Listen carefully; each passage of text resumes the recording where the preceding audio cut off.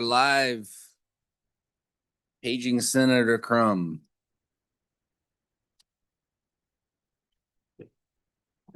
Thank you.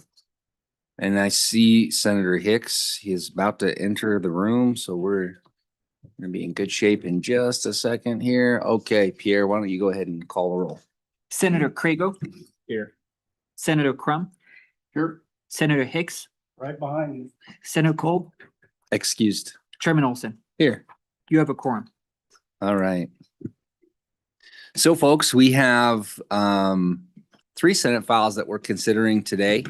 Today is the last day for bills and files to be reported out of our committee, and that has to be by 5 o'clock. So this will be the only time that Judiciary will be able to meet on these Senate files.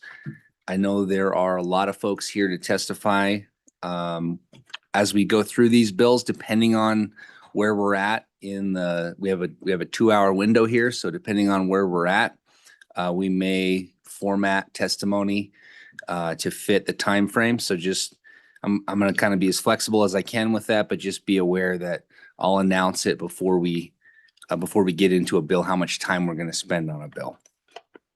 And with that, we will take up Senate File 99, prescriptive easements for electricity delivery. Senator Cooper, welcome to Judiciary.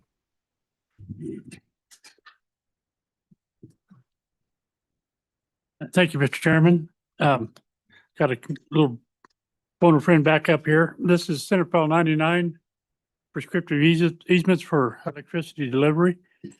I think most of you remember we brought this bill forward last year. When we got in here, we looked it over pretty good and decided it still had a lot of holes in it. We tabled it and sent it back to the stakeholders, which included the REA cooperatives, the investor-owned utilities, Wyoming Stock Growers, Wyoming Farm Bureau, and the Bud Fallon Law Firm. These folks all got together over the last year and brought forward a revised bill, which is probably just exactly how these things should work. We got everybody that was involved, that had issues, involved in the rewriting of the bill. And with that said, I'm going to turn it over to Sean Taylor here and let him present the bill to you. Welcome, Mr. Taylor. Thank you, Mr. Chairman, members of the committee. I think this is my first time in Senate Judiciary. My name's Sean Taylor. I'm the executive director. It's my first time hearing an electricity delivery bill in Senate Judiciary. So I'm the executive director of the Wyoming Rural Electric Association. And just a quick refresher, we represent 14 distribution cooperatives across the state of Wyoming and 4 generation and transmission cooperatives. Between all of those organizations, they're the ones that get the power, generate and transmit and distribute the power to rural Wyoming. We are not for profit and we are owned by our customers. We are owned by our members. So just want to give a little distinction about who we are. I don't have much to add that Senator Cooper didn't already say. We had this bill last year. We thought we had our bases covered, but sometimes you don't cover all your bases. And some folks that raised some concerns last year, we got together with them along with the other stakeholders that Senator Cooper mentioned. And then there's those folks are in the room as well to support this. With me, I have Mandy Good. She's counsel for WREA, and she can give you kind of the step-by-step of what this bill does, the legal aspects of it. But I think it's a good bill. I think we're all on the same page from last year, and we can make this pretty quick. okay, any questions for Senator Cooper or Mr. Taylor before we go to Ms. Good? All right, welcome, Ms. Good. Thank you. Mandy Good here with WREA. I'll just walk through kind of high level real quick. And if anybody wants me to go deeper, I'm more than happy to, but I don't want to take your time on that if you don't want to. So high level walking through this, if you look at the first portion of the bill, before we get into 34-1-159, it really just discusses why the stakeholders got together and wanted this bill in the first place. That's a group of issues or concerns that the rural electric utilities and all the landowners and a landowner law firm sat down and came up with to discuss why they wanted this particular bill. What we have is old lines that need maintained and we can't get to them. We had handshake deals decades ago, and we need to be able to maintain those bills sometimes, or those lines, sometimes upgrade them to get power safely and reliably to the landowners in Wyoming. So that's what we're looking at here. Everybody agreed that the public interest is served if we allow continued maintenance and we allow standard upgrades to those lines. So I'll jump into the text of the bill. 34-1-159A, it's just the definitions. You will see references to other statutes. We don't want to change anything or add definitions, so we use the current statutory definitions that we could. You'll see that on electric utility, and you'll see it on public utility in those definitions. Subsection B says these easements are non-exclusive. That's good for the landowners, means the landowners can continue to use them. They can lease them out. They can do whatever they need to do with their land. So it's not exclusively for the use of the rural electric utilities. Good thing for the landowners again. Subsection B also requires several factors to be in place before the bill even applies. So there has to be a delivery system that's visible. That means the landowner has notice of it. Has to be continuously in use. Has to have been in use on or before January 1 of 2006. We played with using a 20-year time frame. We played with using 15, 30 years. The problem is that's rolling, and we're not trying to give people a pass in the future. We're trying to clean up these old handshake deals. So the goal is to go back and clean those up, not continue to allow non-recorded things to happen. And then we also put in there, and it's Sorry, can I- important. Yeah. I got a question from Senator Hicks for you. Absolutely. Yeah, Mr. Chairman, on that specific issue, I'm using that, so the prescriptive easement would only be back on those utilities that were in place at that point in time. Now, how would that work if there was already an easement in place? So we were concerned about that, and through you, Chairman Olson, if I may, Senator Hicks. Please, Ms. Good. We were concerned about that. That is something we need to look at. So we wrote into subsection B, if you look at the very last subsection under B, it's section numerat 5.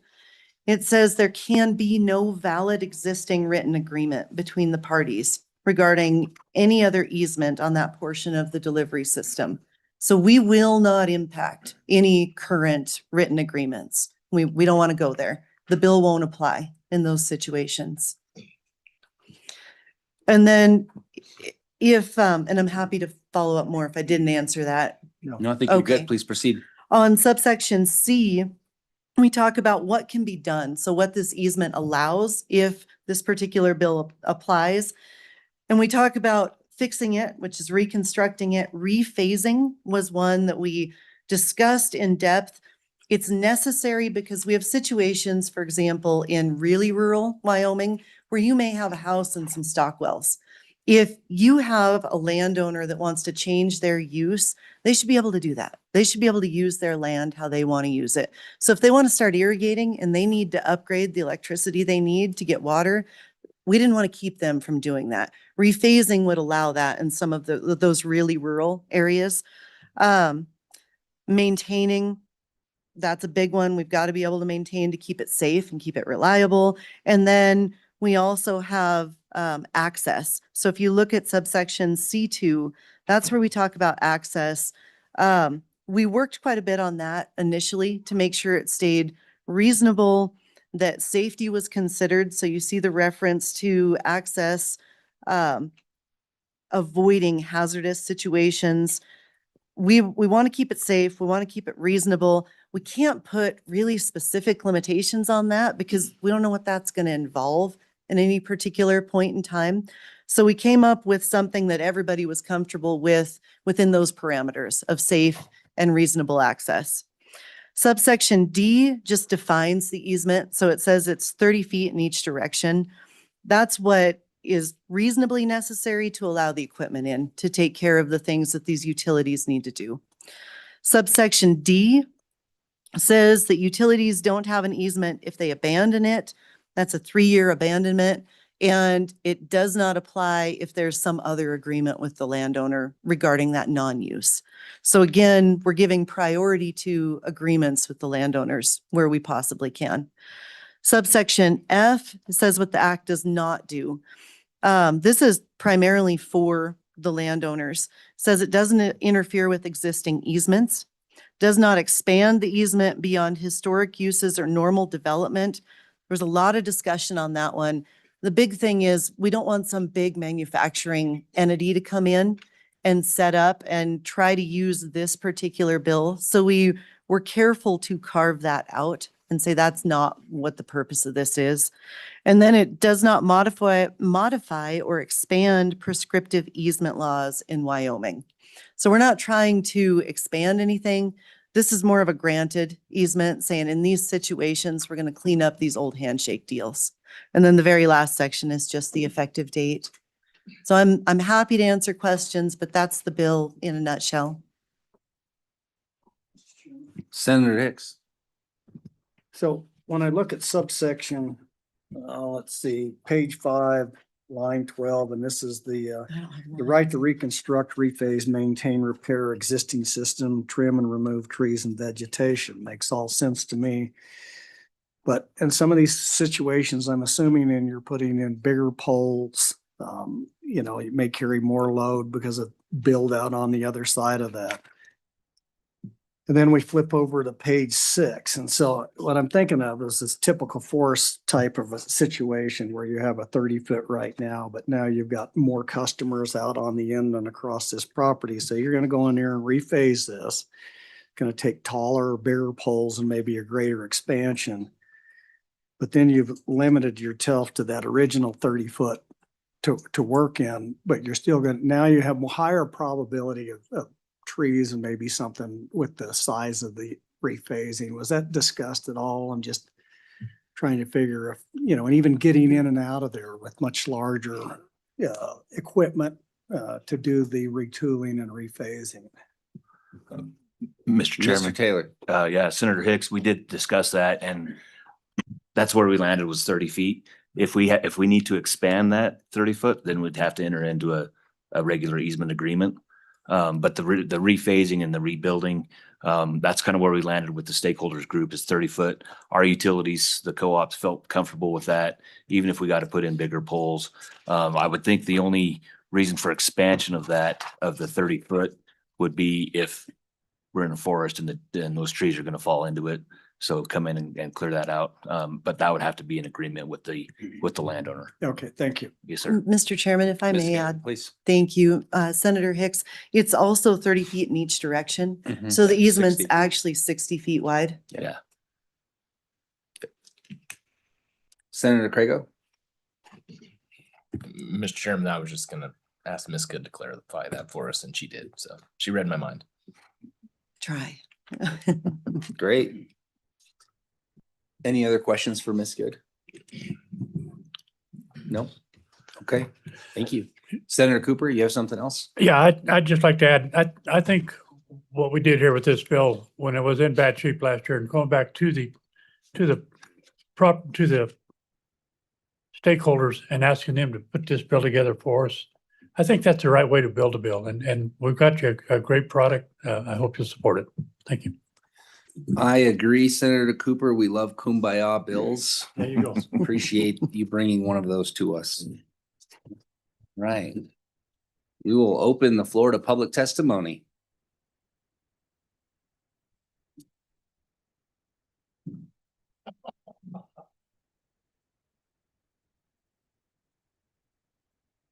Welcome, gentlemen.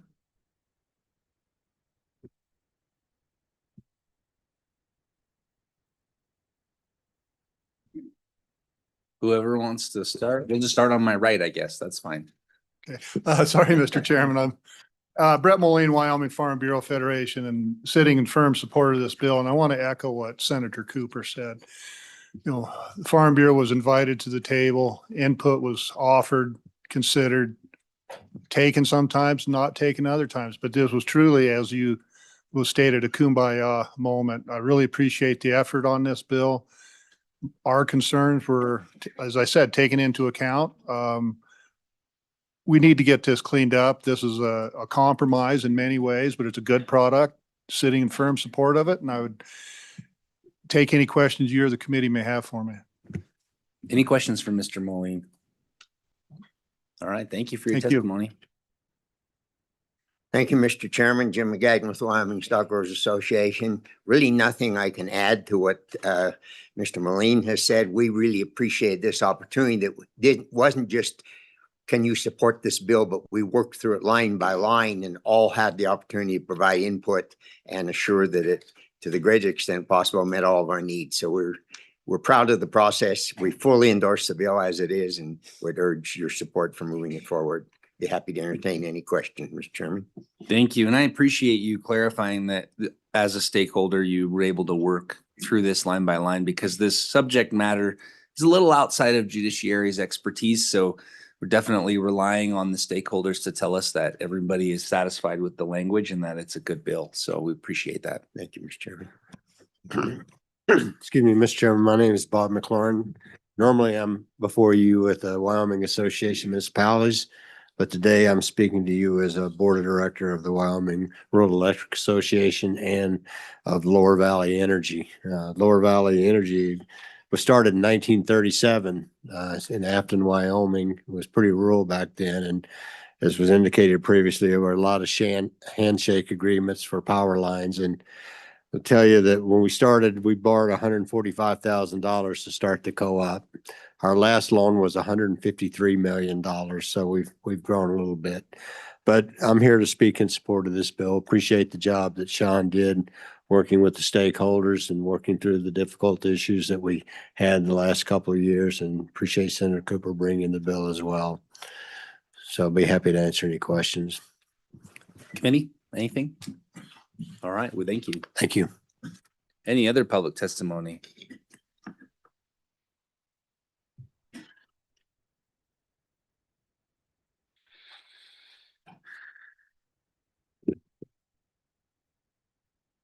Let me guess, you all support this bill? All right. I'll let you say something though. Thank you, Mr. Chairman. I will be very brief. Yes, on behalf of Basin Electric and the co-op family as a whole, as a generation and transmission, also in favor of the bill. Thank you, Mr. Chairman. Any questions for Mr. McNiven? Thank you. Hey, Mr. Chairman, members of the committee, Austin Rodemaker on behalf of Tri-State Generation Transmission Association. 8 of our member cooperatives are here in Wyoming that we sell wholesale power to. We are members of Mr. Taylor's organization as well. We strong support for this bill. Would really help our members clean some of this up and put everybody on the same page moving forward. With that, happy to answer any questions. Any questions for Mr. Rodemaker? All right, thank you. Sir?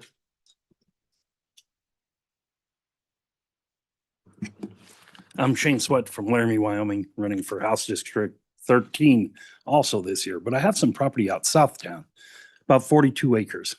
Now, I had somebody from Kansas purchase the property to the north of me. Then they disputed my property lines, which cost me a lot of time in court to prove that my lines were right.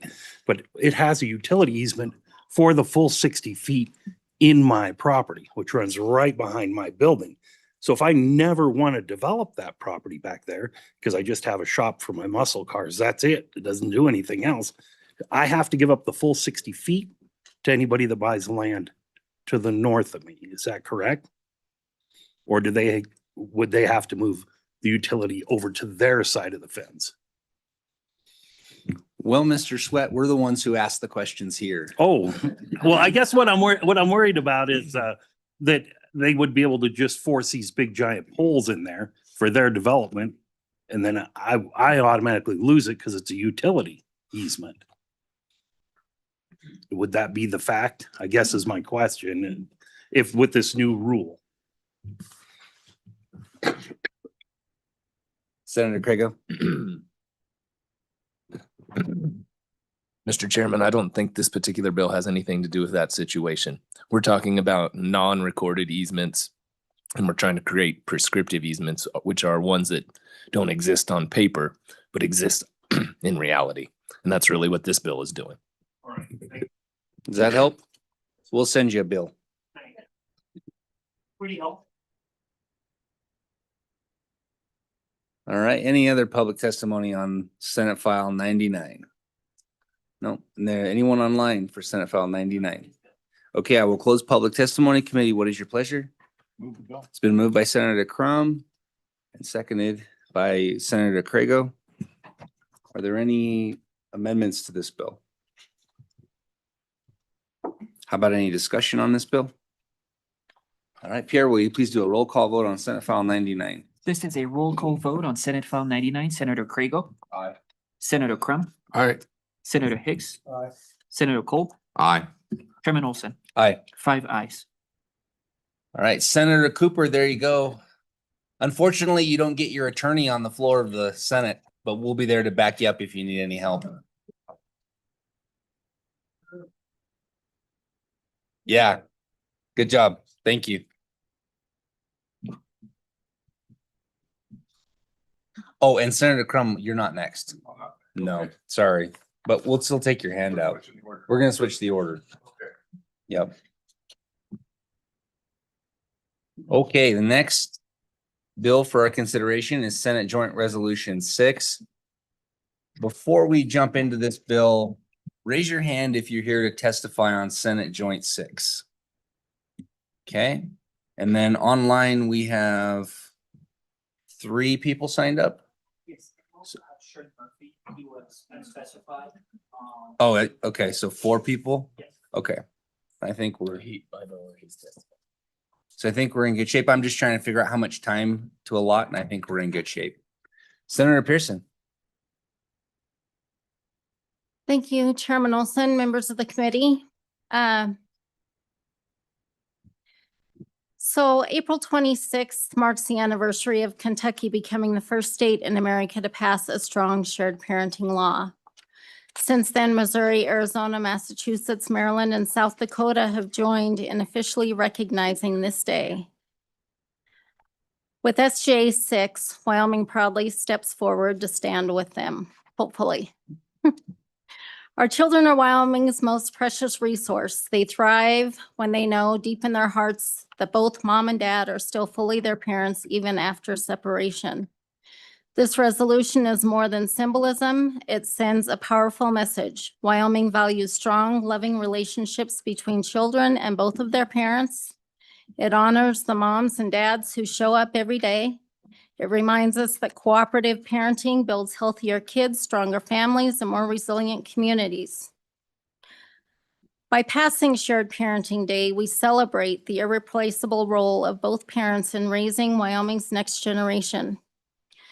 Every April 26th, let this day remind us why we're here, to protect and strengthen our families.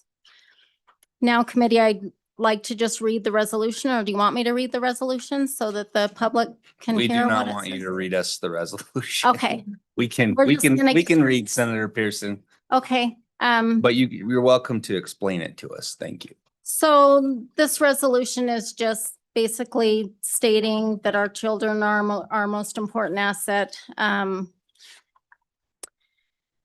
basically what the implications are in a separation, as far as the effects on children.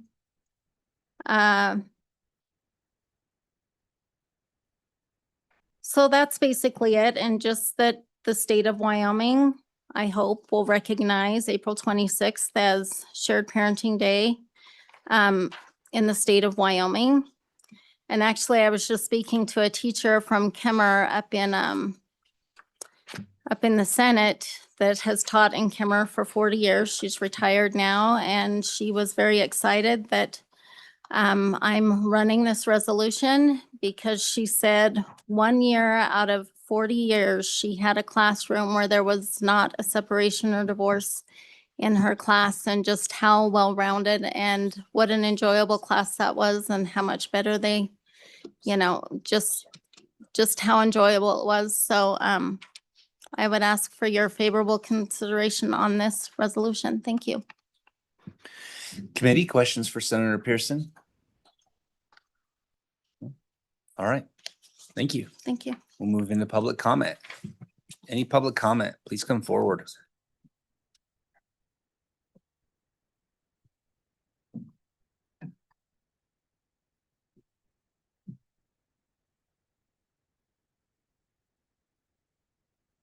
Welcome. Thank you, Chair, Senators. I'm Micah Richardson with the Wyoming Women's Foundation at the Wyoming Community Foundation. And I want to start off by saying that I appreciate Senator Pearson bringing this forward and that we agree with the intention behind this resolution. Research shows, and as this resolution states, children benefit when they have healthy relationships with both parents who are fit to caregive. Co-parenting is something we fully support when it's appropriate. We are concerned, though, about the whereas clause beginning on line 6. It states that children raised by one parent are disproportionately represented in a range of serious negative outcomes.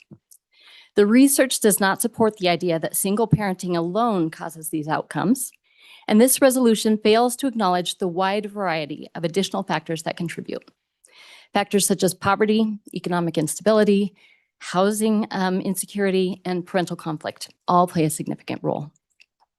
As written, the resolution seems to imply that hardworking single moms are inherently producing poor outcomes for their kiddos. This is not accurate or fair to moms, especially moms who may be escaping unhealthy or abusive relationships. It also fails to recognize the very real physical and emotional risks to kids that can sometimes accompany shared parenting when those abusive relationships are there. We support the mayor of the bill and this committee recognizing Shared Parenting Day and respectfully ask that this section of the resolution be removed. Removing this section still celebrates the benefits of co-parenting when it's appropriate, but does not then talk to the pieces that I spoke about. I stand for questions. Senator Crum. Thank you, Mr. Chairman. My question is, and I think this bill's a good bill looking at it, but my question is, I've got a lot of emails today and phone calls and everything about this paragraph that we just talked about being against women. But when I read the paragraph, I don't see where it mentions women, men, or anything. It just says raised by one parent. And I know a lot of single dads raising kids. So I'm trying to understand how this paragraph offends women. If I could get some help with that. Ms. Richardson. Thank you. And Senator Crum, thanks for the question. And I totally agree. We could replace women in this with the single parent. And so when I noted that the research does not support the idea that single parenting alone causes this, that encompasses everyone. We do know the majority of single parents are moms. And so that's what I am speaking to, but 100%. I think that piece, regardless if you are a father or a mother, the outcomes that it is noting happen more frequently without considering those other factors, such as income and housing. That is what worries us a bit. And like I said, 100% behind. There's lots of great research that says joint parenting can be very positive. Co-parenting is positive. And yes, and so we are not asking for this resolution to fail. We would just like that section to be removed and celebrate the positives of co-parenting. Any further questions for Ms. Richardson? Senator Culp. Yeah, thank you, Mr. Chairman. Appreciate your point of view. I mean, I think it's a bit misplaced. I can't see that connection. I think what I read this as is just the best outcome. All right. I don't see it as penalizing any person. Like obviously, but most women are the single parent. I understand that, but I don't see how that nexus is being made here. To boot, this is a joint resolution. It's not a statute. All right. So I guess I can't get there with what you're saying so far. I don't see that connection because I view it in a different way. I don't see it in the same way you are, but I'm still listening. And if you can somehow prove that that's a fact in here and not just, an opinion about being maybe hypersensitive to a certain issue, I don't see the harm in this. I guess, could you explain to me what the harm is? Ms. Richardson. Thank you, Chair. Thank you, Senator. I think you are absolutely right. It's a resolution. So there's no law, there's no actual something that's coming from this, right? But words matter.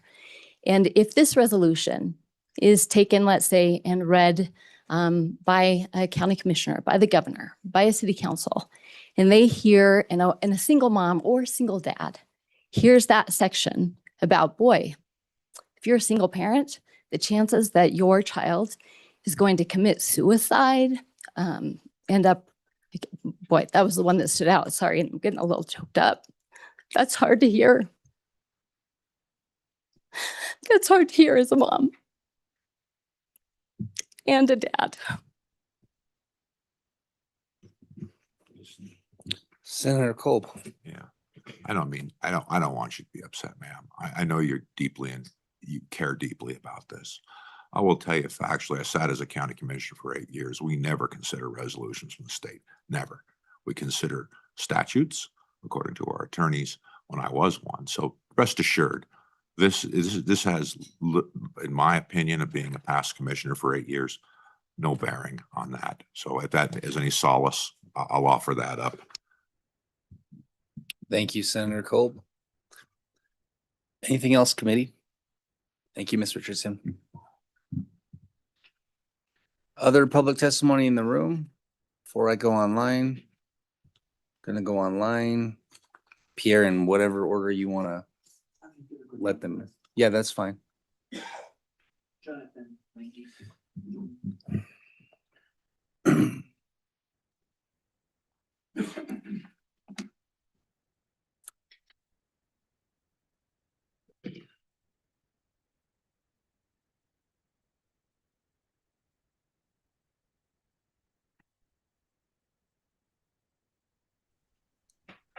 All right, we'll start with you, Mr. Lang. Welcome. Thank you, Chairman Olson. I'm getting feedback. Are you? It's probably your YouTube if you have it streaming as well. Okay. Can you hear me now? Perfect. Okay. Nope, we're still getting it. Never mind.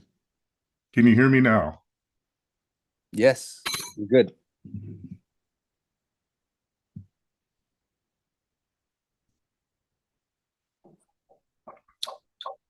Mr. Chairman. Just when we thought it was going to work. Okay. Let me drop off for a second and see if I can figure out the technology. Sure. Who else do we have?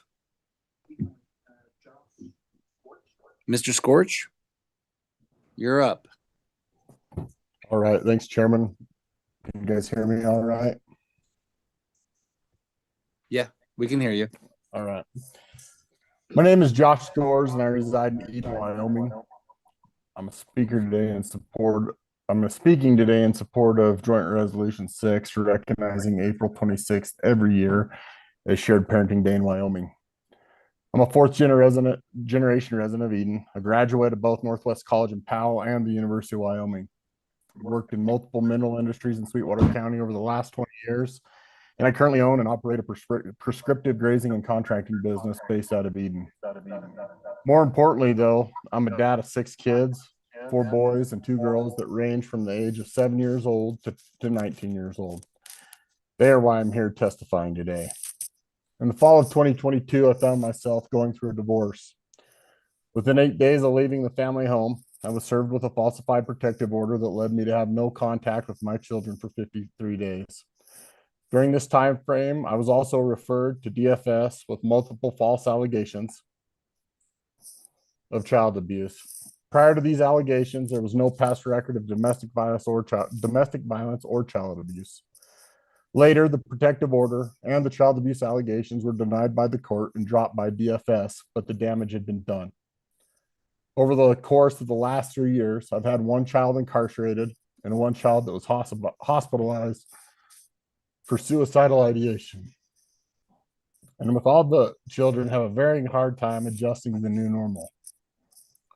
I'm fortunate to have joint legal and physical custody of the kids, but they're only with me 36% of the time. To go from being a full-time parent and only having them 36% of the time, it's one of the hardest things as a dad that I've ever gone through.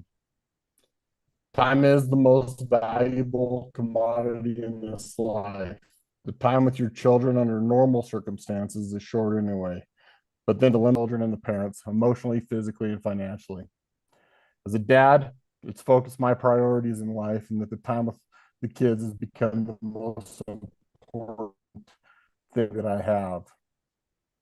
Designating April 26th as Shared Parenting Day in Wyoming is the first step in the right direction for divorced families in Wyoming. Marriage, family, and children are the cornerstone of our society, recognizing that sometimes marriages do fail. Children need to be protected with love, support, and consistency, and 50-50 shared parenting from the outset of the divorce process does just that. With strong families come strong communities, which comes the strong state, and a strong state comes a strong nation. Thank you for your time, and I appreciate your support on this resolution. Thank you. Thank you, Mr. Scores. Any questions, committee? All right. Thank you for tuning in and giving us your thoughts. Mr. Martin, welcome. Welcome. Thank you, Chairman and members of the committee. I'm here today to urge you guys to support this designation of April 26th as Shared Parenting Day in Wyoming. This isn't just a day of recognition, it's a statement of our state's legislature's intent. By naming this day, we are signaling to our families of Wyoming that our starting point is no longer who wins, but how best do we help our children thrive. We are looking to move past the outdated standards and stepping into a future where we recognize that a child's best interest is almost always served by having a meaningful and frequent presence of both parents. The people of Wyoming have already spoken on this, where recent polls show that 80% of Wyomingites support legal presumption of shared parenting. Furthermore, 98% believe it is the child's best interest to have as much time as possible with both parents. We aren't asking you to experiment here. We are asking you to align Wyoming's law and this proclamation of a day with the will of the people and over 80 peer-reviewed studies. These studies prove that children in shared parenting arrangements, even in high conflict cases, show better academic performance, higher emotional stability, and lower rates of substance abuse and teen pregnancy. This day recognizes that best interest is defined by science, not just judicial discretion. Beyond the social benefits, this proposal is about efficiency. Our system will be better off by removing the incentive of conflict in the winner-take-all prizes of sole custody. When we look at states like Kentucky, which moved for shared parenting and making it the standard in 2018 and made the first shared parenting day, we saw a 70% drop in domestic violence filings since then, and a significant reduction in family court backlog. Shared parenting de-escalates the war. It takes the prize off the table and forces a focus on cooperation. Naming this day is a huge step forward in telling Wyoming families the fight is over, it's time to heal. To a child of a separation, love is spelled in one way, T-I-M-E. They don't want to be visitors. They want to have their parents. They need equal time to develop into successful and joyful citizens that the Wyoming needs them to be. This day is a commitment to the future. It is a bridge to future legislation that will make equality the standard, ensuring that every child has the best chance of success in life. I ask you guys to remember what time represents for our kids. Time's about trust, which is built through consistent, frequent, and connected presence. An investment for the hearts of both parents who are healed and focused on their kids. Memories that can't be made in a 4-day visits a month. And equality that should be Wyoming child's birthright. Let's take the fight out of the system.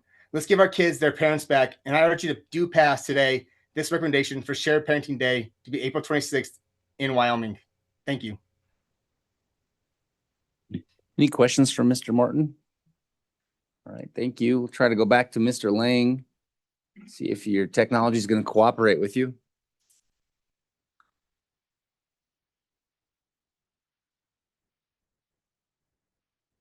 Mr. Lang?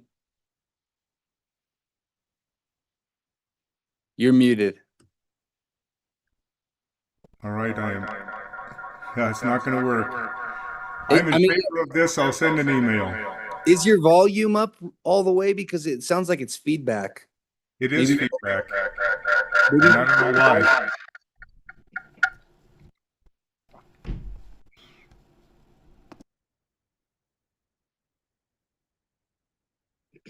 No. All right. Mr. Murphy. Good afternoon, Chairman Olson, members of the committee. Thank you for allowing me a few moments to speak. My name is Sean Murphy. You know me on this issue. I don't know if you love me on this issue, but I've been here the last 6 years, and I'm here today representing just myself and my advocacy nonprofit Compassion. And that's all around this resolution. I know you've all read it. It's for April 26th, is Shared Parenting Day, and it touches the core of my life. As you know, I've been very focused on this issue for years. I have a very sick child. He has a rare genetic brain disease. It's terminal diagnosis. And even today, I'm fighting for his life. To me, shared parenting, it's not a policy debate. It's about his life, life and death medical decisions that should be shared, that in my case are not, and really the quality of his life and the time he has left. So the things that the previous speaker said about time equaling love, I live that. I live that every day. There are innumerable benefits to shared parenting. You can see some of the big ones listed in the resolution. And I think this resolution honors and affirms those benefits. And it tells every Wyoming family, especially those walking through custody and medical challenges, challenges like I've experienced, that our state, Wyoming, values the role of both parents. Please pass Shared Parenting Day. I urge you, and let April 26th remind us every year that children deserve both parents. Thank you from the bottom of my heart. Any questions for Mr. Murphy? Thank you, Mr. Murphy. All right, any other public comment? In case anyone slid in, no? All right, I will close public testimony. Committee, what is your pleasure? Move the bill. Okay, Senate Joint Resolution 6 has been moved by Senator Kolb. Second. And seconded by Senator Craigo. Mr. Chairman. Yes, Senator Crum. So I really appreciate this bill. I mean, I think it focuses on trying to celebrate shared parenting and what we're doing. And would that be the case on celebration? And this is a resolution. This isn't trying to write law or something like that. I want this to be a celebration for all parents. And I've heard in testimony and other avenues that part of this bill doesn't have a celebration in it. And so with that, I'd like to propose an amendment. I'd move an amendment that we strike lines 6 through 12 on page 1, because it appears that does not it's not a cause for celebration. And I think this ought to be a cause for celebration. All right, that motion has been made by Senator Crum and seconded by Senator Craigo. Page 1, lines 6 through 12, delete. Any other discussion on it, Senator Crum? Senator Kolb, do you have something? Yeah, Mr. Chairman, I just don't see that being an issue. I mean, myself, so I'm not going to be in favor of this amendment. Thank you for the chance to explain. Thank you, Senator Kolb. I really like on page 2, lines 5 through 7. Research indicates that children benefit greatly if they have a good relationship with both parents who are fit. I think that is a positive statement. I have some consternation with this provision that's under consideration. More concerning for me is I don't know. I mean, we just heard this resolution. We heard some testimony on it, but this committee hasn't done any research on this. I haven't heard. We don't know exactly how these statistics fare in Wyoming or across the country. We just haven't really gone that in depth. And so I would hate to move something forward that I don't know is a 100% true statement. I think the statement that kids deserve both parents and value both parents is a good one to make, and says the same thing as that paragraph is trying to say, but it does it in a positive light. So I'll support the amendment. Any other discussion? All those in favor signify by saying aye. Aye. Any opposed? No. All right, that amendment has been adopted. Are there any other amendments? Any other discussion? Yes, Senator Cole, go ahead. Yeah, thank you, Mr. Chairman. I just think I look at it as a positive statement about it's a better situation when there are both parents. And that's not saying you have a child abuser over here and a parent over there, and it's a better situation. It's just saying in a normal situation with two parents, the child is, in my opinion, always better off being raised by two parents. I think that's a general statement of support for that situation. And I stand by that. And that's why I'm co-sponsor on this bill, because I think it's the right thing to say. I'm not trying to say it to be punitive against any group. It's not what this is about. This is about we as human beings are better off when we're raised by, frankly, two parents, and typically a mother and a father. We're always better off. It's more stable for the child. It's a better outcome. And I'm not talking about exceptions. I'm talking about in whole. And I stand by that belief, and I'll probably continue to believe that. So that's why I'm in favor of this resolution. Thank you, Senator Cole. Any other discussion? Pierre, will you please do a roll call vote on Senate Joint Resolution 6 as amended? This is a roll call vote on Senate Joint Resolution 6 as amended. Senator Craigo. Aye. Senator Crum. Aye. Senator Hicks. Senator Kolb. Aye. Chairman Olson. Aye. 5 ayes. All right, Senator Pearson. Hopefully we didn't mess you up too much by modifying the language a little, but I think it's still a strong message.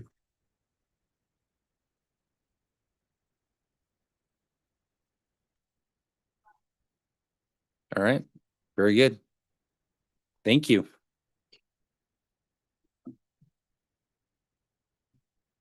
All right, Senator Crum. Senate File 99. No, wrong one. Senate File 116.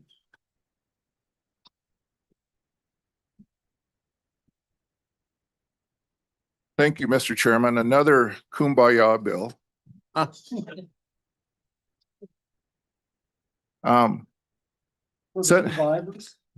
We can go straight to the vote. That's fine if that's what you want to do. Exactly.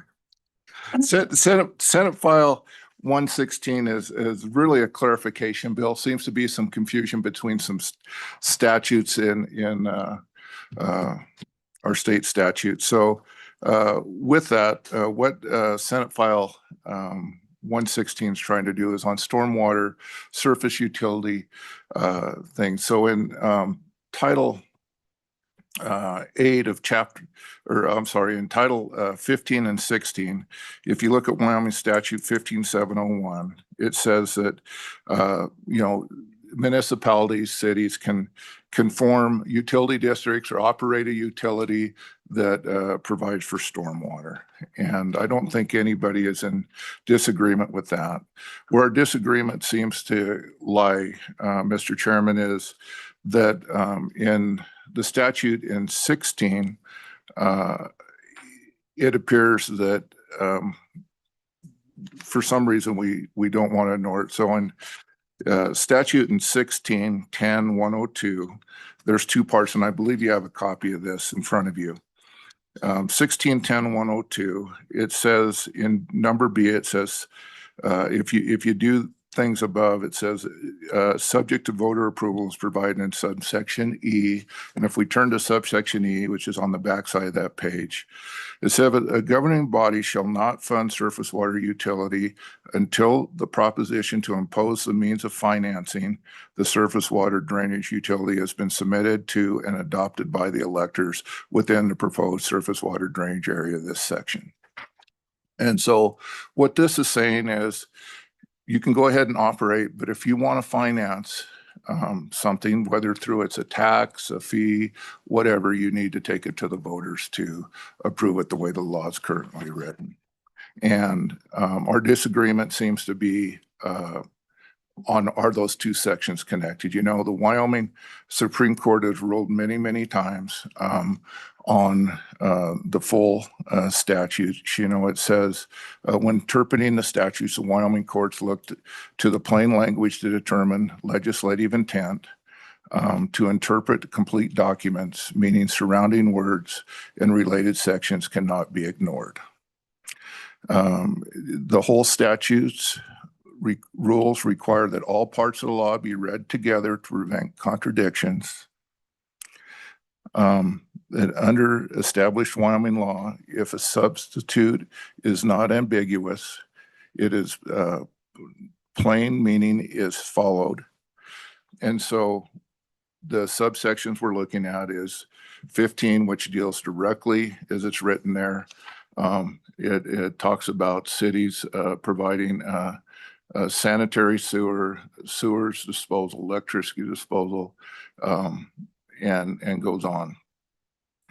And in subsection E, it's very clear. I don't think there's much ambiguity in it. It says a governing body shall not fund a surface water utility district until the proposition to impose the means of financing the surface water drainage utility has been submitted to and adopted by the electors within the proposed surface water drainage area under this subsection. And so this bill is not about trying to determine whether a project is needed or not needed. It's not trying to do that at all. There are ways within our system, which is why we have the legislative sessions to change laws in the state. And I'd be the first to admit that maybe this law needs to be amended, looked at a little bit. But in the meantime, we do have laws on our books and they should be followed. The way they're written. These laws are clearly and statutes are clearly connected. We're going to hear testimony here in a little bit from folks about how they're not connected. We're going to hear testimony of that many municipalities over the last couple weeks have lowered the fees. At one time, the University of Wyoming reportedly was paying $48,000 a month for a fee. Counties, I think we'll hear, we're paying fees. As we know, municipalities, other public entities cannot pay taxes, which is maybe a statute that we ought to look at and see what happens, how they support that, but currently it's not law. And so they're being charged. Business owners are being charged thousands of dollars a month in fees prior to the last couple of weeks being reduced, which happens to coincide very closely with this bill being introduced. For some reason, conversations gone on for over a year and nothing happened, but a bill being introduced, all of a sudden we start to see fees being reduced, which I think is commendable. But again, whether it's $1 or $48,000 a month at the University of Wyoming, I think the statute is very clear at this point that says a governing body shall not fund surface water utilities without going to the voters. And so that is the bill. The bill is very straightforward. On page 2 of lines 15 through 18, it basically says the diversion of or management of surface water runoff in compliance with the Surface Water Drainage Utility Act and after election as required by statute 1610-105. It's very straightforward what this is. It's just trying to clarify that things are connected as the courts have done in the past. We're also going to hear when we talk about courts that there may be pending lawsuits out there and we ought to wait for these lawsuits to settle. I am in strong favor of if somebody wants to file a lawsuit, that is a complete separate matter than a policy decision. And this body has made a policy decision already. I think the courts ought to have a right to play out, but it's going to take several years for courts to make a decision. And we have a statute that needs to be followed. I am made a recommendation in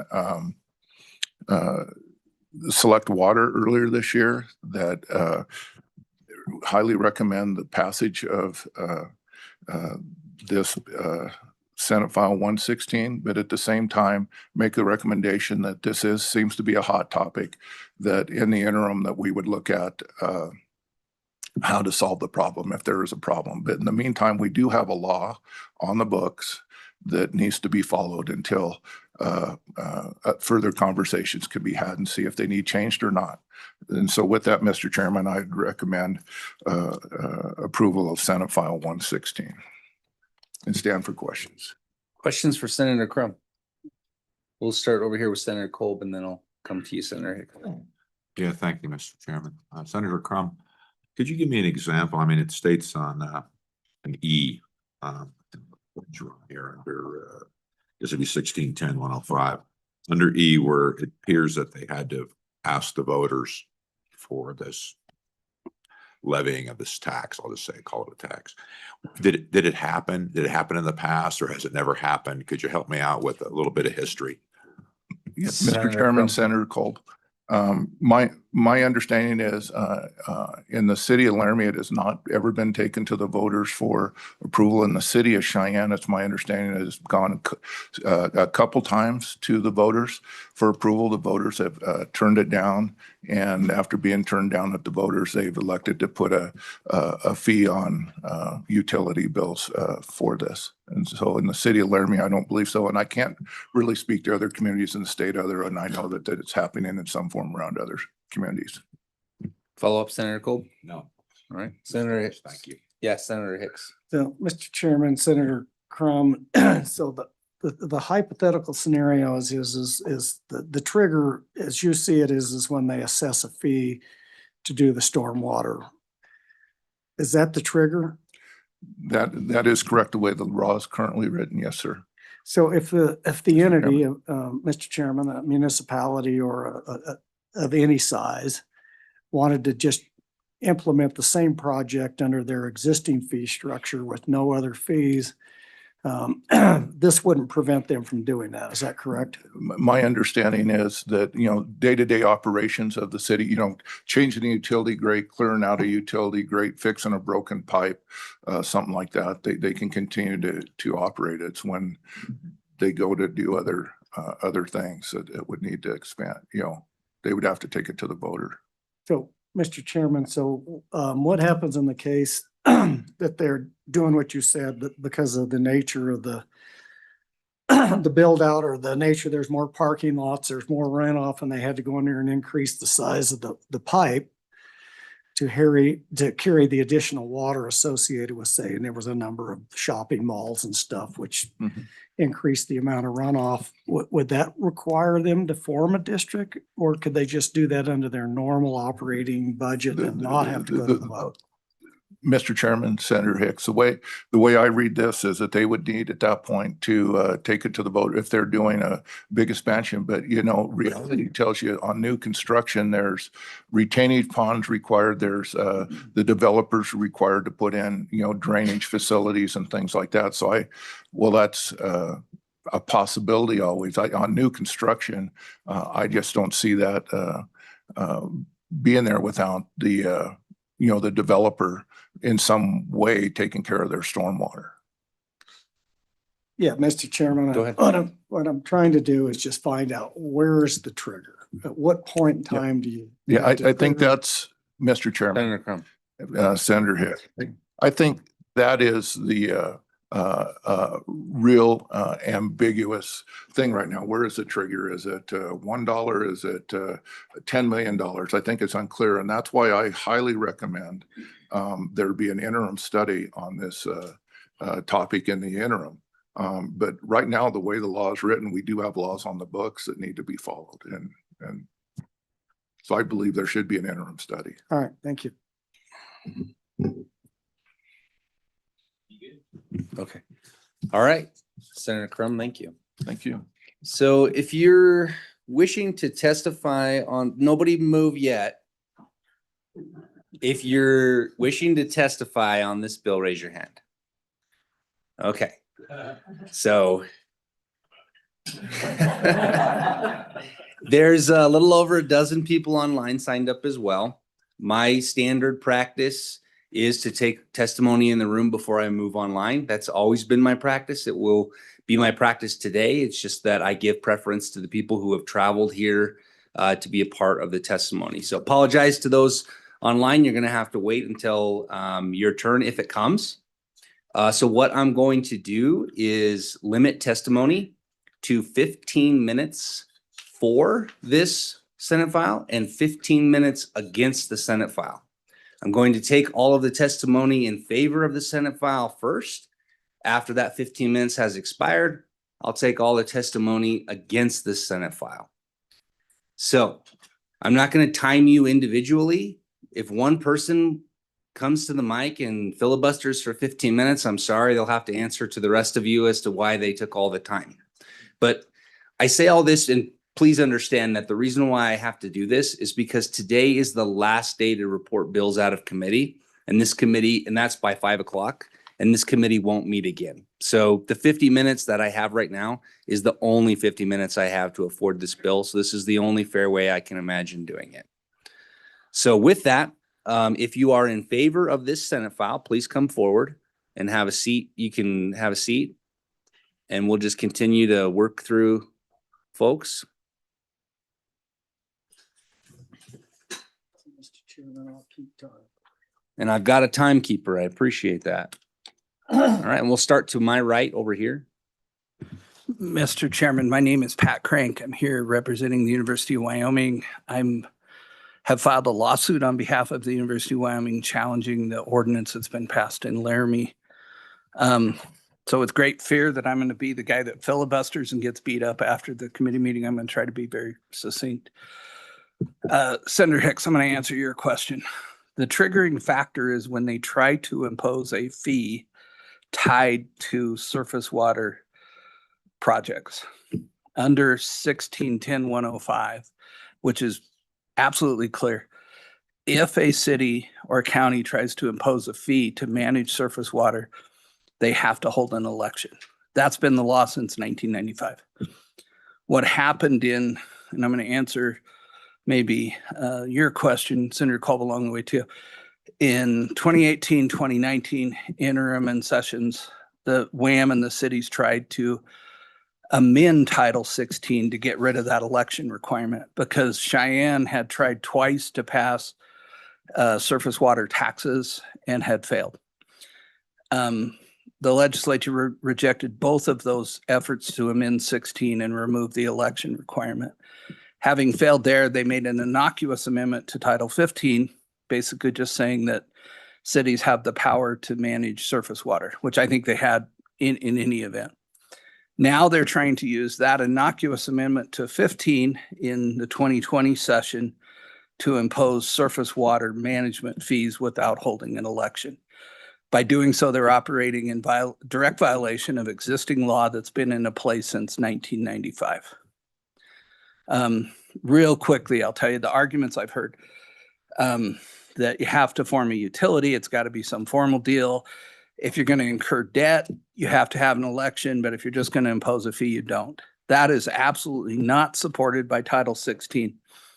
16 says cities can do this in a myriad of ways. The city council can do it itself. The county commissioners can do it themselves. They can form a utility. They can form all kinds of entities. But if they are going to try to charge a fee, they have to have an election. That's what 16 clearly says. I've heard arguments about public safety. Public safety can certainly be involved in a 100-year rain event like we had in Cheyenne on August 1st, 1985. I was here. There's no way a city can design a stormwater system that will deal with a 100-year event. And sometimes people die, and that's unfortunate. So there is some small aspect of public safety here. But that argument doesn't hold much water with me because of what the city has done since 2019. If this is truly a pressing public safety issue, they should make that case to their voters. They should point out that people may die if we don't improve the surface water drainage system. And they should hold an election. And if they make that case in a sound and rational and thoughtful manner, the voters will approve it. Instead, they've sought to kind of skirt by Title 16 and say, well, we have this authority pursuant to 15. I don't believe they do. But it shows that really that public safety argument is not very sound. With that, I'd be happy to answer any questions the committee may have. And I thank you for your consideration of this bill. I urge you to vote aye. Committee, any questions for Mr. Crank? Mr. Chairman, Yes, go I ahead. just thank you. That was my interpretation that the trigger is actually the imposition of a fee. I agree. Thank you. All right, you're next. Mr. Chairman, James Halverson, Deputy State Director with Americans for Prosperity here in Wyoming. Thank you for the opportunity. I'll be pretty brief. This morning I called my wife, happened to get a hold of her when she was shoveling snow. That was my first mistake. Then I got to tell her that due to the long hours that we've been putting in, we might get to be here for another day this week. And guess what her response was? That's fine. Right? And in my 18 years of wedded bliss, I've gained that perception to know when she says it's fine, it might not be fine, right? I might have to go home and fix some things here. And I think that kind of relates to this bill. We've got some competing statutes here. This bill simply aligns those statutes. It clarifies them. It gets rid of the ambiguity. It keeps our counties and our cities from picking and choosing. We've already heard some good testimony on where that's becoming a problem. And we think this would make that a lot more clear. So I urge you to move this bill forward because doing nothing is not fine. Any questions, committee? All right, thank you. You're good? I'm fine. All right. Ma'am, please.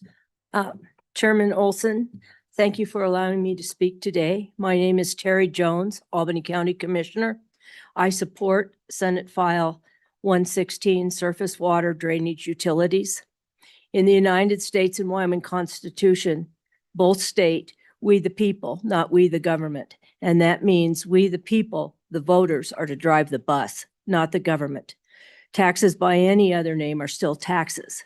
Crippling taxation lights taxpayers' hair on fire. These assessments, and I'm going to shorten because I'm going to try to be courteous. These assessments varied according to property size and amount of impervious surfaces located on the properties. The assessments varied from a few dollars to thousands of dollars per month.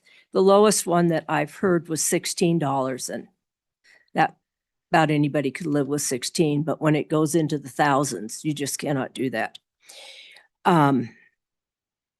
People on fixed incomes, families with very little discretionary funds, and businesses with thin margins would drown under these assessments. As Albany County relies on direct distribution from the state of Wyoming, we too have great concerns about this additional cost.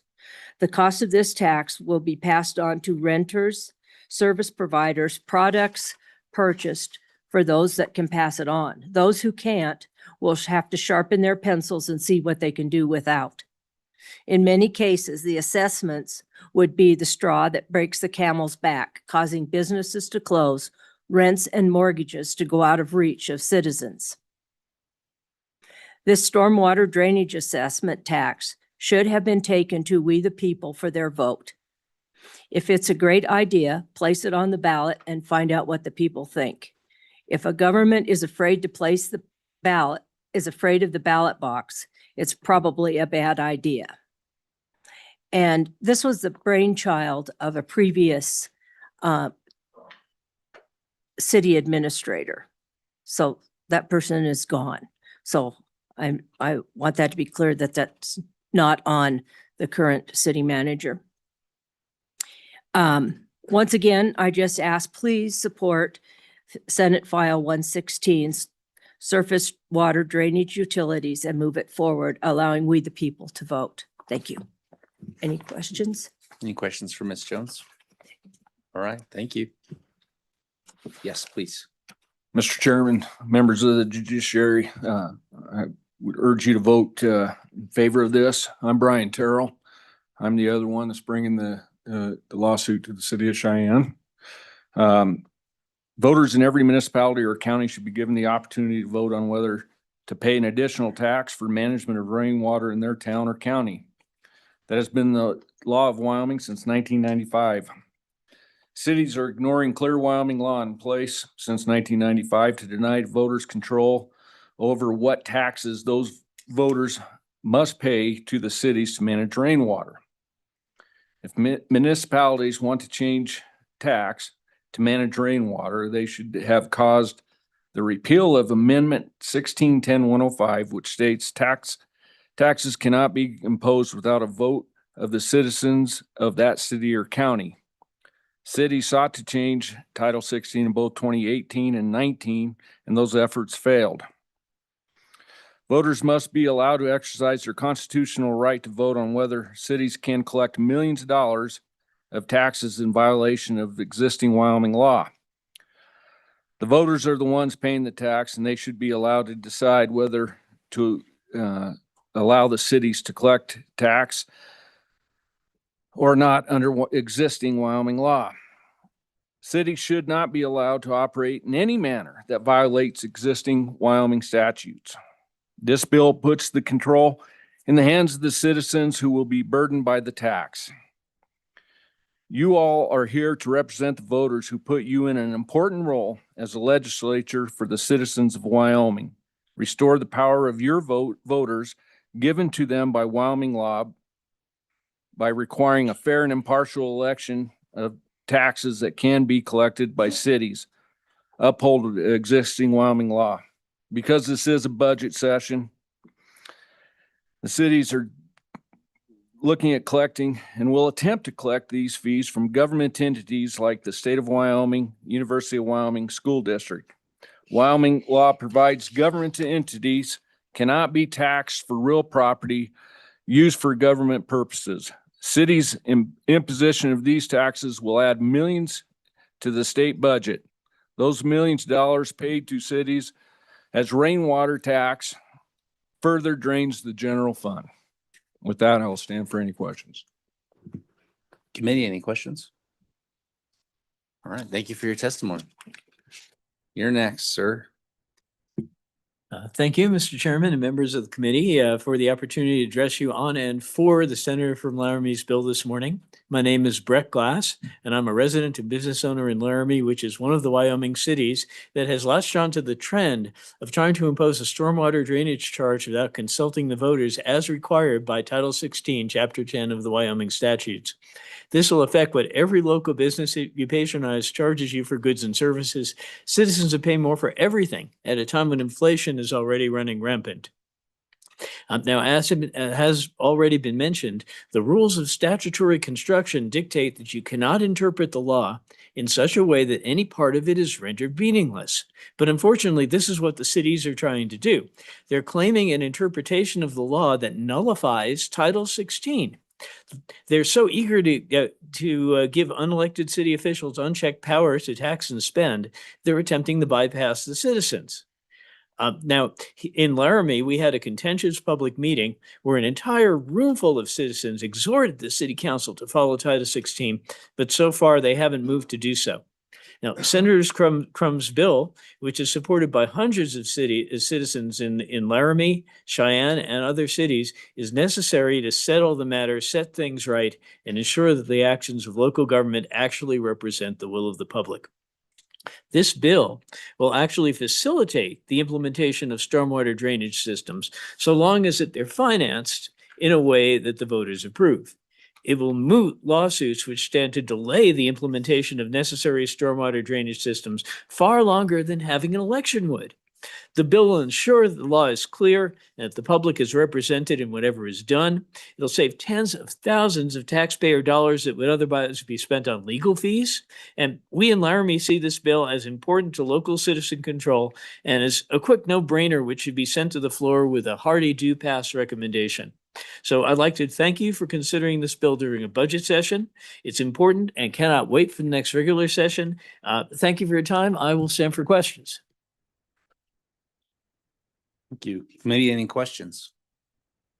Mr. Chairman, you have Yes, sir. 3 minutes left. Got about 3 minutes. You're in favor of this? Yes, sir. My name is Eric Henderson, and I am a resident of Laramie, born and raised in Cheyenne.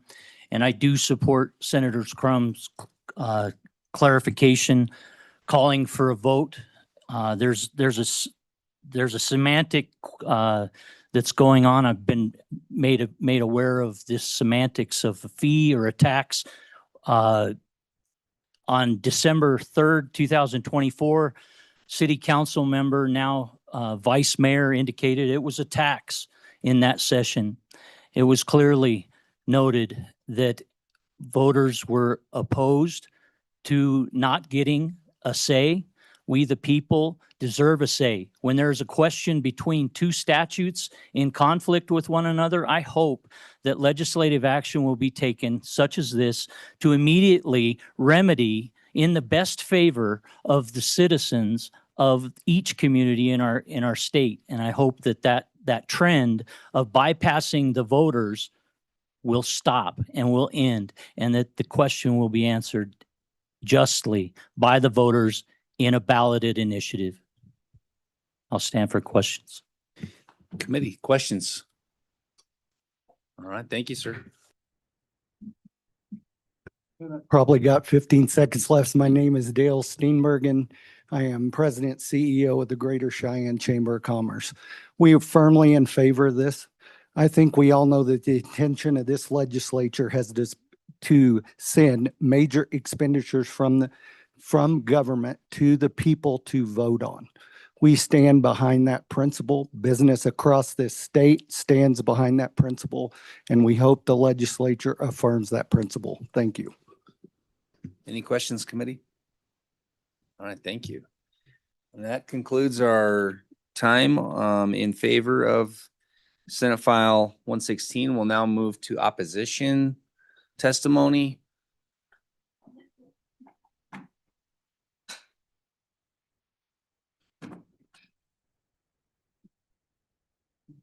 All right, welcome. Mr. Chairman, members of the committee, my name is Ashley Harpstreet. I'm the Executive Director for Wyoming Association of Municipalities, representing all 99 cities and towns, communities that serve 68% of Wyoming's population and 100% of the businesses, residents, and visitors who rely on municipal services every day. Mr. Chairman, we do understand why this bill was brought forward. I was brought in mid-January when this came up in select water, and we have been working very closely with the sponsors and stakeholders to find a path that addresses the concerns raised while still protecting the communities that have managed stormwater programs responsibly for years.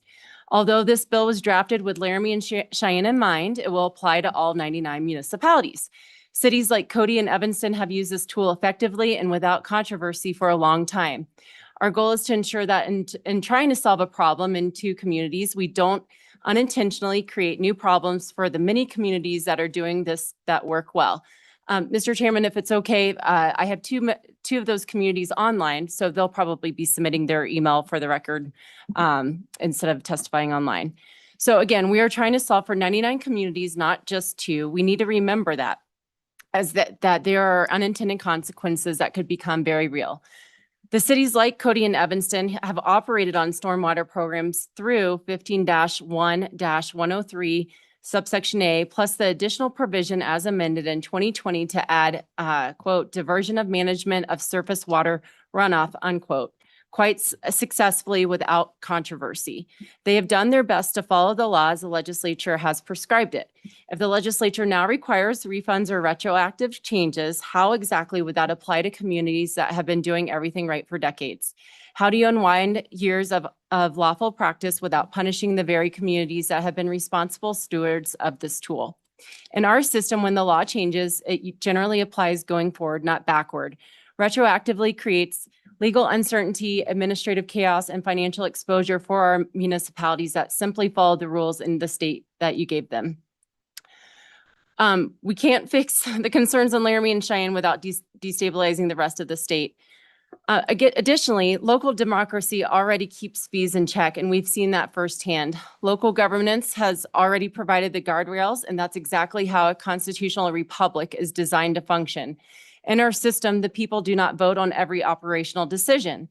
Instead, they elect representatives who are accountable to them and who must answer for the choices they make. The structure is very intentional. It ensures decisions can be made efficiently, transparently, and with a direct accountability at the local level. We are seeing this system work exactly as intended. Laramie is about to tell you about how they suspended fees and then reduced their stormwater fee. Cheyenne is reducing its fee and now proposing to suspend it.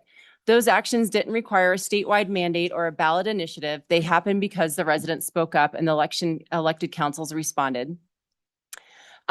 This might be easy. We do have we do support requiring a vote for indebtedness or a tax, and we fully acknowledge and agree that if a municipality wants to incur new debt or impose a tax to fund a surface water utility, that decision must go to the voters. This is already required under Wyoming Constitution and reinforced by Wyoming Supreme case law. We do have a proposed amendment we presented at the 11th hour to the good senator bringing the bill, and we hope that that's something we can discuss a little bit further. We understand the university situation, and we are very sympathetic. However, we are thinking that this is one classic case of robbing Peter to pay Paul. Our tax structure has created an inverted business model in communities like Laramie and Cheyenne, where large portions of land are occupied by government entities that do not pay property tax. In most cities, that land would be occupied by businesses contributing to the tax base. That imbalance forces municipalities to stretch their revenue across essential infrastructure, stormwater included. Again, this isn't a stormwater problem. This is a structural revenue problem. We are hopeful that this conversation continues on to the interim. Even if this does go through, we feel like the senator does, that there's lots to talk around stormwater and holistically around our tax structure. With that, I will stand for questions. I'm sorry I'm going so fast and all over the place because we're trying to go fast. Thank you, Mr. Chairman, just Yes. really quick. A couple statements made there, and I do appreciate it, and I appreciate our ongoing conversations and look forward to future conversations. Couple statements made about this bill requires refunds. I don't. That was maybe the last one. I'm sorry, Mr. Chairman, Senator Crum. Okay, so this bill isn't requiring refunds from the city. And then lastly, this conversation started in mid-January. I believe that we had lunch December 15th at a restaurant on 2nd Street in Laramie. So it really started with WHAM. Well, it started with municipalities in March of 2025. I believe we started our conversation in December rather than January. Is Mr. that Chairman, correct, Mr. Chairman? yeah, Senator Crum, yes, we started talking in mid-December. We started testifying on this in mid-January. I did not start working on this in March of 2025, though. Okay. Ms. Herbstreit, the amendment that you referenced, I don't have an amendment. Mr. Chairman, I'm more than happy to send that over. What it would do is it would amend Section 1, replacing the language in compliance with Surface Water Drainage Utility Act and after an election as required by Wyoming Statute 16-10-105, and then replace in compliance with that, a governing body shall not fund a surface water division or management program through the imposition of a tax or through the incurrence of general obligation and indebtedness backed by the taxing power of the municipality unless the proposition has been submitted to and approved by the electors in accordance with law. For purposes of this subsection, and this is where we're trying to protect our communities that are not engaged in the Laramie and Cheyenne conversation, general obligation and indebtedness does not include revenue obligations payable solely from system revenues, intergovernmental grants, or financing provided through state loan programs. Great. Could you email that to us? Absolutely. Any questions on the amendment? All right. You're very excited to testify. Unusually excited. Unusually. Thank you, Mr. Chairman. I was just laughing because I saw Senator Cole kind of lift his eyebrows up at the wording on the last part. So that's why I was kind of laughing. But I have trimmed my notes down from when we talked in the lobby. So That's we're down. good. My name is Matt Murdoch. I am the mayor of Pinedale and also president of the Wyoming Association of Municipalities. We are coming, obviously, because we are having issues with Senate File 116. Surface water management is not theoretical. It's culverts preventing flooded homes, detention ponds protecting downtown streets. When drainage infrastructure fails, the consequences are physical and financial. They're real. Every municipality in the Wyoming manages stormwater. Some call it a program within Public Works, but all must address flooding, runoff, erosion, and water quality compliance. These are real issues. Senate File 116 does more than just clarify authority. It changes how that responsibility is financed. And frankly, that distinction matters, and it impacts other services municipalities provide based on even testimony that Senator Crum gave earlier. In 2019 and 20, some of us in this room participated in the discussions. I was there and several who were in there when the legislature placed Surface Water Authority in Title 15 alongside water, sewer, and electric services. Some of the very arguments being raised today were raised then in those committee meetings. After debate, the legislature deliberately chose by a vote of 28-2 in the Senate that to place the operational authority in Title 15 rather than Title 16 tax framework. Title 16 governs taxes and bonded debt, and Wyoming law has always required elections based on the financing mechanism. Taxes are general obligation debt, not the subject matter of the service. If elections were already required for stormwater program fees, the 2020 placement in Title 15 would have been redundant and internally inconsistent. That is not how the statute has been understood or implemented. WAM fully supports voter approval for taxes and general obligation debt. This is obviously constitutionally required. But if stormwater financing is reclassified as a tax, tax-exempt properties would not contribute. The total cost would be redistributed across a smaller base of taxable property owners, increasing the burdens on fewer users rather than allocating costs proportionally based on runoff impact. Impervious services generate runoff regardless of ownership. This is not theoretical. Evanston has operated a stormwater regulatory program with service-based fees since 1982, over 40 years, without controversy. This is responsible local governance. As you've heard, Laramie and Cheyenne have responded to public concerns by adjusting and suspending their programs. Senate File 116 conditions existing programs on a future election. While it does not mandate refunds, it introduces funding uncertainty for communities that relied on current statute. Stormwater systems support public safety and federal compliance. Funding instability carries real consequences. Mr. Chairman and members of the Judiciary Committee, these issues are currently before the courts in active litigation. The Judiciary is rightfully evaluating the distinction between taxes and service-based fees between Title 15 and Title 16. Revising statutory structure mid-litigation risks creating additional legal complexity. I believe caution should be exercised before rewriting that distinction midstream.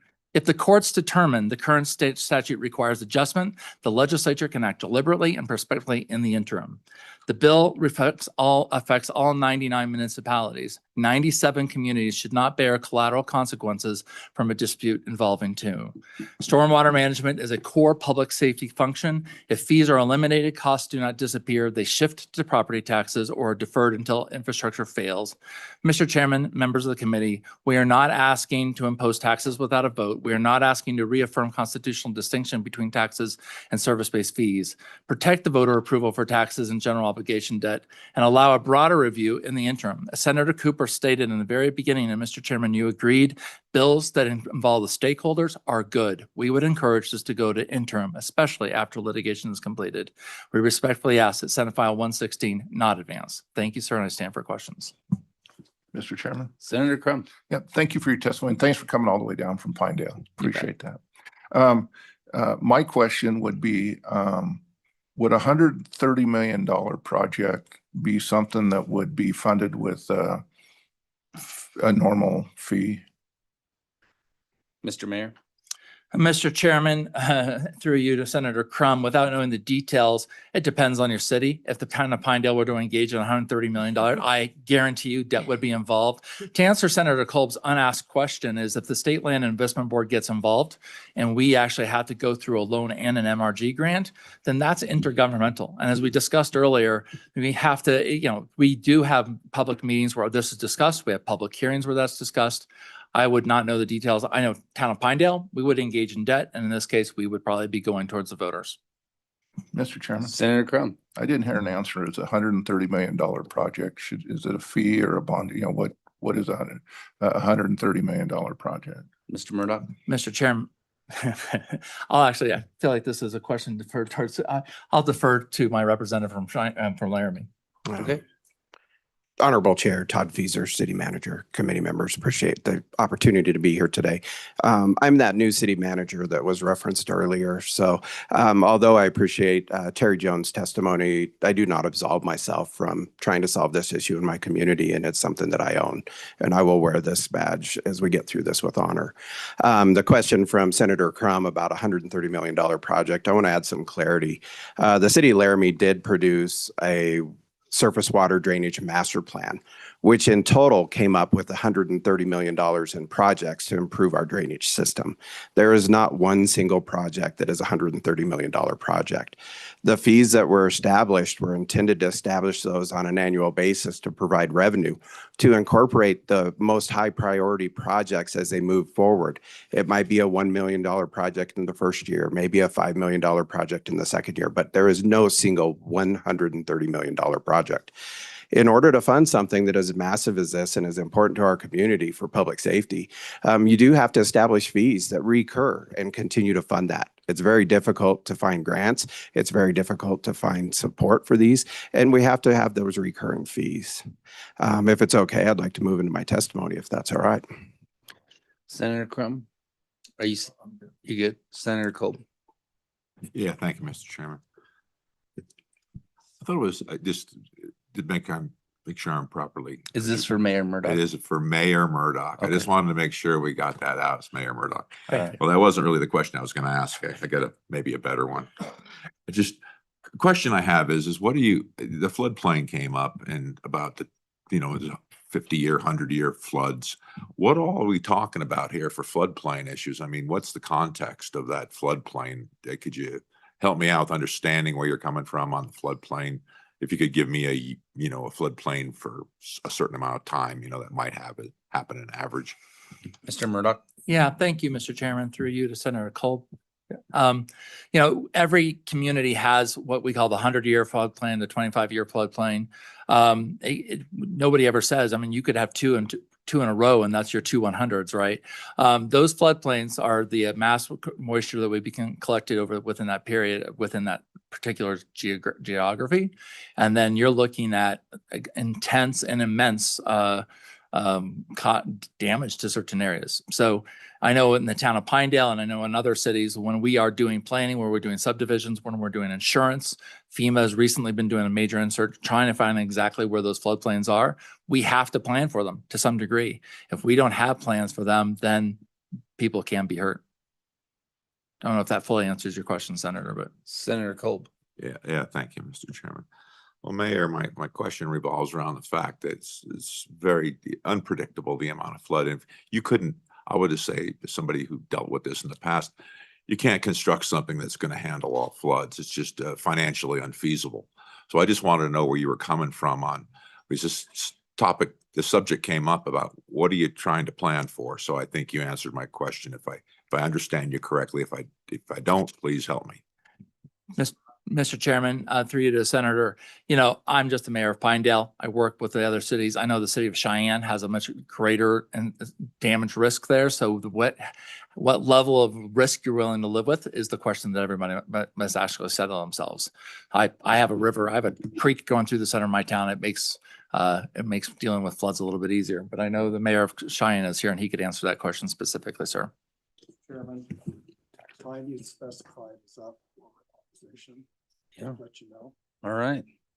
Well, saved by the bell. All right. Thank you for your testimony. Thank you for addressing our questions. One last comment, Mr. Chairman. Sure. I do agree with the way you ran those meetings, so thank you very much. Well, thank you. And I do want to also extend a thank you to you for traveling all the way here for this. It's why I do afford testimony in the room first, because there are people that travel all over the state of Wyoming, and I think to us that means a lot to the legislative process. So thank you for being here. We're out of time, yeah. But if you have something, certainly email it to us. And for those listening online, I'm closing public testimony. So unfortunately, we will not be taking any more testimony online. But if some of you have already started to email us, I'm seeing some of those emails. So thank you for that information. If you have additional information, definitely send it to us. We would love to have it, and we certainly do review it. Okay. With that, closing public comment. Committee, what is your pleasure? Move the bill. Okay. Second. So moved by Senator Crum, so surprised.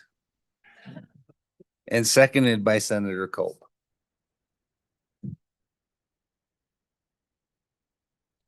I do want to take just a minute, Senator Crum. I have a question for you. And it involves this amendment that I was just sent now. So I haven't had time to review it. I don't know if you've had an opportunity to review it. Mr. Chairman, I have not. I found out about it at 11:52 a.m. this morning.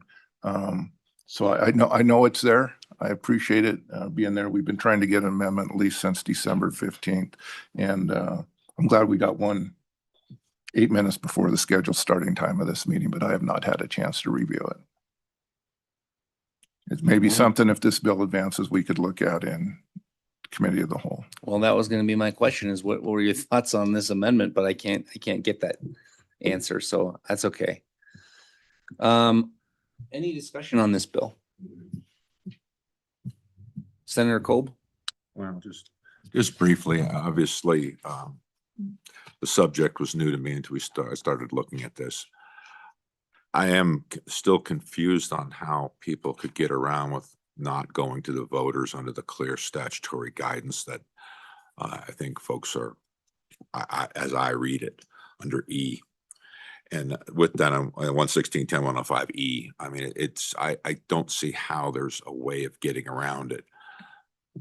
And so I'm in favor of this bill because of those reasons. I realize voter referendums are difficult, but that's our system. And I think if there's an issue with stormwater drainage that, say, is going above and beyond, say, the normal drainage that you'd handle, that would be something I would think the voters would handle, and it goes above and beyond your ability to do general maintenance.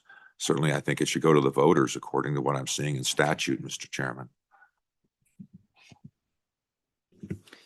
Thank you, Senator Kolb, for those comments.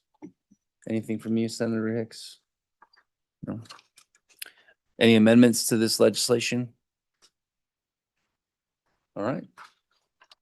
Pierre, will you do a roll call vote on Senate File 116? This is a roll call vote for Senate File 116. Senator Craigo, Senator Craigo left an aye vote. Senator Crum, Aye. Senator Hicks, Aye. Senator Cole, Aye. Chairman Olson, Aye. 5 ayes. There you have it, Senator Crum. So I just want to speak to that amendment. We have the amendment. Obviously, there are more readings on this bill as it advances through the process, and hopefully there's some discussion that can occur over that amendment. And whether it's a good amendment or not, that'll stand on its own, but at least there'll be a conversation about it. Mr. Chairman. Yes, Senator Crum. I would like to make a recommendation of this committee to recommend in the interim that we do a study of this issue and see if we're good with what current statute is, or if there should be some sort of a amendment to our statutes to look at. But I would like to recommend to this committee that we do look at this issue. Yeah, we'll write that down. But you may also think about the Corporations Committee. We'll see. Yeah. Okay. All right. Thank you. We are adjourned.